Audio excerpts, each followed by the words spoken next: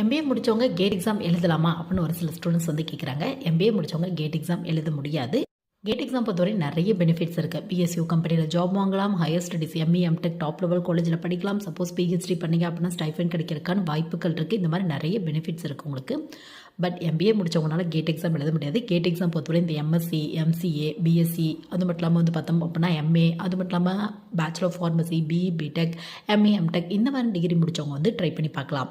So அதாவது MBA எடுத்தவங்க, எம்பிஏல எந்த ஸ்ட்ரீம் எடுத்தவங்க வேணாலும் யூஜிசி நெட் எக்ஸாம், அது மட்டும் இல்லாமல் தமிழ்நாடு பேஸ் பண்ண செட் எக்ஸாம், 2 எக்ஸாமுமே எலிஜிபிள் இருக்குது. ஸோ உங்கள் ஸ்கில் பேஸில் வந்து நீங்கள் சூஸ் பண்ணிக்கலாம்.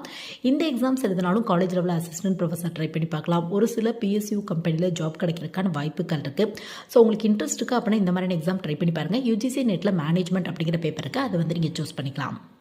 யூஜிசி நெட் எக்ஸாம், அது மட்டும் இல்லாமல் தமிழ்நாடு பேஸ் பண்ண செட் எக்ஸாம் பற்றி இன் டெப்த்தாக நம்ம சேனலில் வீடியோ அவைலபிளாக இருக்குது. வேணும் அப்படின்னா வந்து நீங்கள் செக் பண்ணி பார்த்துக்கோங்க.